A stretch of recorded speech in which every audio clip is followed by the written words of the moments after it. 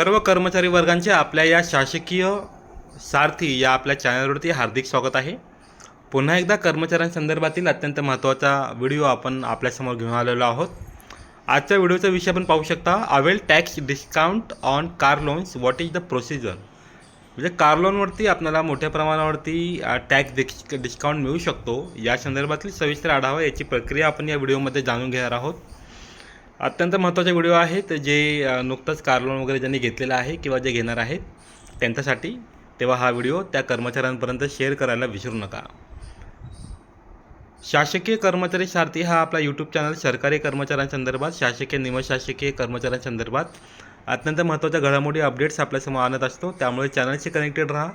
तुम्ही अजूनही जर आपल्या चॅनलला सबस्क्राईब केले नसेल तर आत्ताच आपल्या सबस्क्राईब या बटनावर क्लिक करा। त्याचबरोबर बेल नोटिफिकेशन ऑन करून ठेवा, जेणेकरून जेव्हा कधी आम्ही नवीन व्हिडिओ अपलोड करू प्रथम नोटिफिकेशन तुम्हाला प्राप्त होईल आणि तुम्ही कोणत्याही बातमीसंदर्भात तुम्ही स्वतः अप टू डेट राहाल। चला तर मग जास्त वेळ न घालवता आपण हा व्हिडिओ सुरुवात करूया। व्हिडिओ आवडला असल्यास लाईक, शेअर, कमेंट करायला मात्र विसरू नका।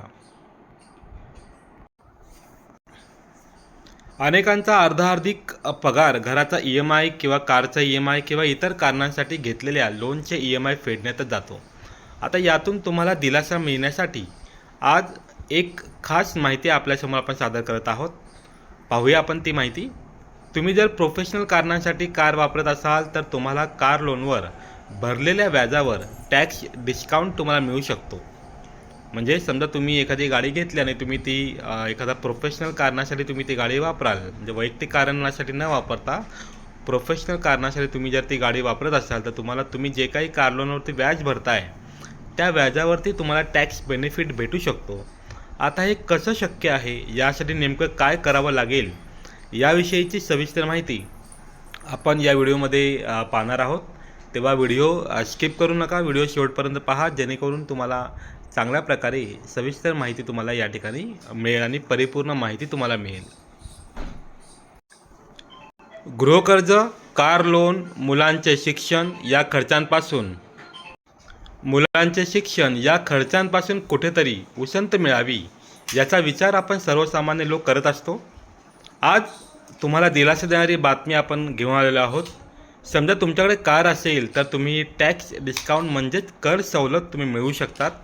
यासाठी खालील बाबी आपण विस्ताराने जाणून घेणं महत्त्वाचं आहे। तुम्हाला माहिती आहे की कार लोनकडे लक्झरी खर्च म्हणून पाहिलं जातं, यामुळे या लोनसाठी कर सवलतीची तरतूद नसते। लक्झरी म्हणजे तुम्हाला याची आवश्यकता नसते तरीसुद्धा आपण एक लक्झरियस लाईफ जगण्यासाठी कार वापरतो, म्हणून यासाठी एवढा काही टॅक्स बेनिफिट वगैरे दिलेला नाही आहे। पण तुम्ही डॉक्टर, इंजिनियर, वकील किंवा इतर कोणत्याही व्यवसायाशी संबंधित असाल आणि व्यवसायासाठी आपल्या कारचा वापर करत असाल तर तुम्ही करात सूट मिळवू शकता, तुम्ही टॅक्स बेनिफिट मिळवू शकता। कधी जर तुम्ही डॉक्टर, इंजिनियर किंवा वकील असाल आणि किंवा इतरही कोणत्या व्यवसायाशी संबंधित तुम्ही काम करत आहात आणि त्या व्यवसायासाठी तुम्ही तुमच्या कारचा वापर करताय तर अशा वेळेला तुम्हाला हा टॅक्स बेनिफिट तुम्हाला मिळू शकतो। आता यासाठी नेमकं काय करावं लागेल याविषयी अगदी सोप्या पद्धतीने माहिती आम्ही तुम्हाला सांगत आहोत। व्हिडिओ पाहत राहा, चॅनलला सबस्क्राईब मात्र करायला विसरू नका। बघूया पुढची माहिती। आता हे डिस्काउंट कसं मिळवायचं तर बघा, तुम्ही कारचा वापर व्यवसाय किंवा कोणत्याही प्रोफेशनल कारणांसाठी करत असाल तर कार लोनवरील व्याजावर टॅक्स डिस्काउंट मिळवणं शक्य आहे। आता कर सवलतीत नेमका कशाचा समावेश होतो हे आपण जाणून घेऊया। कर सवलतीत कशाचा समावेश? तुम्ही ट्रॅव्हल एजन्सीचे मालक असाल किंवा तुमची कार भाड्याने देत असाल तर तुम्हाला कर विवरणपत्रात व्यवसायाची किंमत म्हणून व्याजाची रक्कम तुम्हाला दाखवता येईल। तसेच वार्षिक इंधन खर्च आणि देखभाल खर्चाचाही कर सवलतीत समावेश करता येईल। डेप्रिसिएशन कॉस्ट म्हणजेच कारच्या किमतीत कपात झाल्याचा दावाही डिस्काउंटसाठी केला जाऊ शकतो। अवमूल्यन खर्च वार्षिक 15 ते 20% असू शकतो।